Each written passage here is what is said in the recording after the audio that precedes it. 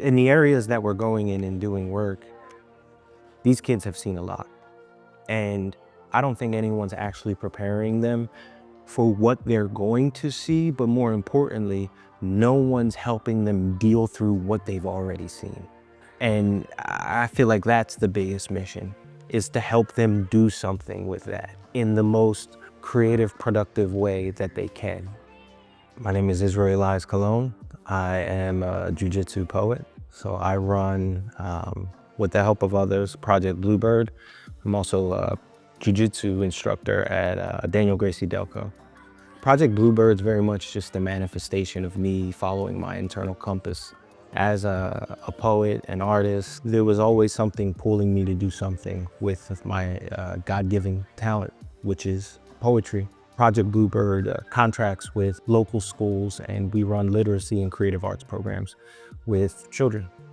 My first poem I can remember was in 3rd grade. It was Valentine's Day, and we were given the option to either write like a custom card for our mother or whomever in our life. And so instead of just writing like Happy Valentine's Day, I put, "I love you, Mom, you are the bomb, you are so fine, I'm glad you're mine." And I just remember the reaction she had to that. And that initially piqued my interest, along with Shel Silverstein, Where the Sidewalk Ends. That was probably my favorite book as a child. And the writing kind of started from there. Growing up in Northeast Philly, I lived on Large Street, and my uncle, my mother's brother, was in the infantry, army. He was actually away at Kosovo. While he was in Kosovo, his Fox Body Mustang and all of his belongings were at my house. In a lot of ways, I looked up to my uncle. You're kind of typical man's man, infantryman. So I would rummage through his belongings a lot as a kid. While rummaging through his stuff, I found an old black leather book of poetry. And I think that kind of shaped my idea of what a man was, and this duality of what a man could be.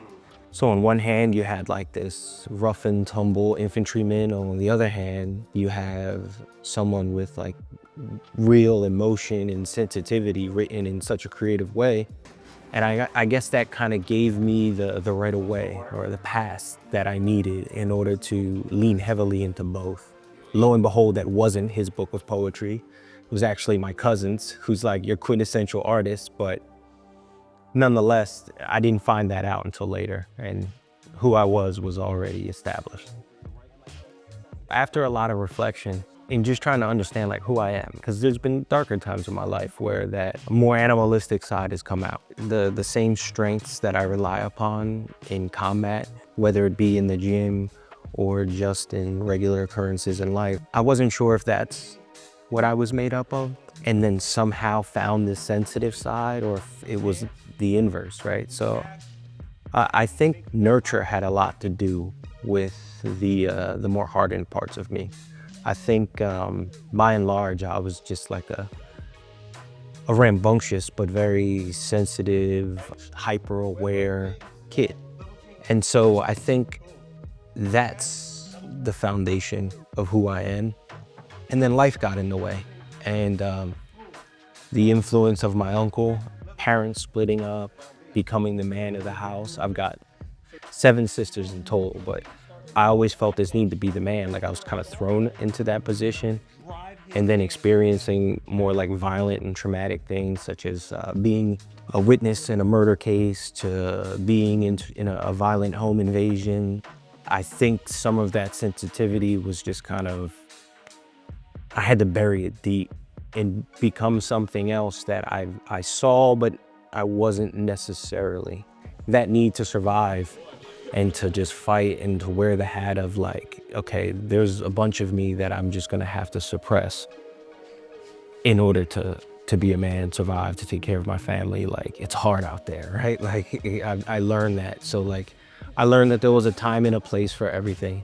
That's just kind of how I think I move on today. I can't be one without the other. I think I'd be imbalanced, right? Like the most extreme version of myself is just this wild, chaotic, almost bloodthirsty man, and on the complete other end is this scared, sensitive little boy, and I've got to merge the two to just try to exist. But I think that very much sets the tone of who I am and how I interact with kids in both jujitsu and through Project Bluebird. It's like, I'm trying to give them the pass, right? Of being like, you can do both. You can't be one without another because it's gonna consume you to the point in which like, you're useless. In dealing with insomnia as a teenager, going days and days without sleep with a shotgun under the cushions of my mom's sofa, peeking, like starting to lose my mind, thinking someone's trying to come in the house, just dealing with PTSD essentially. I started to lose my wits. It kind of started this infatuation with the moon. It came from me being up at night and at that time feeling inspired and writing. I wrote on anything I could find. Like, I wasn't organized at all. I never had any intent of doing anything with my writing. It was just like, I needed it like oxygen, right? So I'd write and then I'd start to feel a little bit better. And maybe I got an hour or two of sleep and then the cycle would continue. But I realized that writing was like jujitsu is, it was therapeutic. It was like a drug, you know, something to just calm all like the screams in my head down. It's something now when I speak to the kids, I'm like, this is the one thing that you can do to take something ugly and make it beautiful. It makes everything make sense for just a moment. It's like, oh, everything was miserable, it was terrible, it was this and that, but like, look at this piece of work I created because I experienced all that, because I can't sleep, because the moon is my only friend, because of all of these things, I was up at 3 a.m. in the morning when everyone else was sleeping and I made something beautiful. So those sides come out, I mean, in like traumatic situations, whether it's the birth of one of my children, someone gets hurt, I've got the reflexes to act quickly, but then I also feel as though I have a way to like connect. My father, who's a disabled vet, who's doing work with the Wounded Warrior Project. And so when you're dealing with anyone who's experienced trauma, it's like one of those things where it's just like, all right, well, my trauma isn't their trauma, but like, we've both seen some shit. That'll get my foot in the door. I felt as though I could help them. It was very similar. It was Valentine's Day again. So to bring me back to like 3rd grade, right, with my mom writing that poem, it was like, all right, here's an opportunity for me to go in, use my talent, and hopefully help these guys, whether it's like by showing them how to write poetry. Maybe some of them already did, they share with me their work, but like more so, like if I can help you write a poem for your loved one and help you find words to communicate your emotions to them, like that's a win. I volunteered. I had one of like the most inspirational, like, aha, this is why I'm on this planet moment there with them. And it became like this poetry freestyle session, like of like, well, how would you say this? How would you say that? And I'm just like writing on like little notepads and like slinging them around. And like, I just know how fulfilling that was. And that was prior to any idea of Project Bluebird. But I just knew I was on to something. Like that was like the greatest sense of purpose I've ever felt in my life. From that point moving forward, I was just looking for another group of like people who have experienced trauma. To one, it was therapeutic for me because like I related with them. But then two, I felt like I could actually help them in some way. And then from there, at a baby shower, I got introduced to the president of the board of Aspida, and I was just nonchalantly talking about what I was doing. And he was like, you ever think about doing that with kids? And I was like, that's my target demographic. I would love to. And then he shared with me what he did, and fast forward, and I'm having a meeting with someone at Aspida, bilingual cyber charter school, and they're like giving me a program. I have no idea what I'm gonna do, right? I'm like, all right, I know what works. Like, I know how to be vulnerable, right? I know how to like open myself up, be vulnerable, set the tone, and let people know like, I'm a no nonsense, no bullshit kind of guy. Like I wear my heart on my sleeve. And I think some of that comes from jujitsu as well, that confidence to be like, yeah, I'm a poet, I'm some sensitive guy who's been through a bunch of stuff, but I'm not sitting here trying to cry about it. Like, let's use it as fuel. So that's kind of where Project Bluebird started. In the areas that we're going in and doing work, these kids have seen a lot.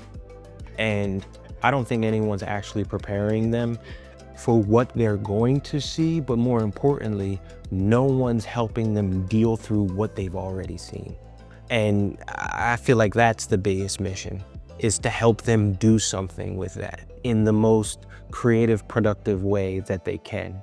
I feel like that's what our purpose is in Project Bluebird, is to spend time with these kids and inspire them to believe in themselves and to not just become victims of their environment. I want them to take lemons and make lemonade. I want them to turn sleepless nights into creative inspiration. I want them to feel as though things are possible. And so a big part of what we're doing and will continue to do is bring actual professional, whether it's poets, whether it's actors, whether it's filmmakers, whether it's painters, to come in and to show them like it's doable. You can do it. All you need is drive and passion and a vision. I'm Israel Elias Cologne, and right now I'd like you to go to www.project-bluebird.com. I'd like you to subscribe to our newsletter, check out our blog, find ways that you can get involved within the community and help out these kids with literacy, creative arts. And then once you're done doing that, I want you to go to danielgraciedelco.com, look up our class schedule for both adults and children so that you can be a well-rounded individual and not only be sensitive, creative in your emotions, but also learn how to defend yourself, how to be confident, and how to live a fulfilling life. On Instagram, check us out at bluebird.project, and I'll see you on there.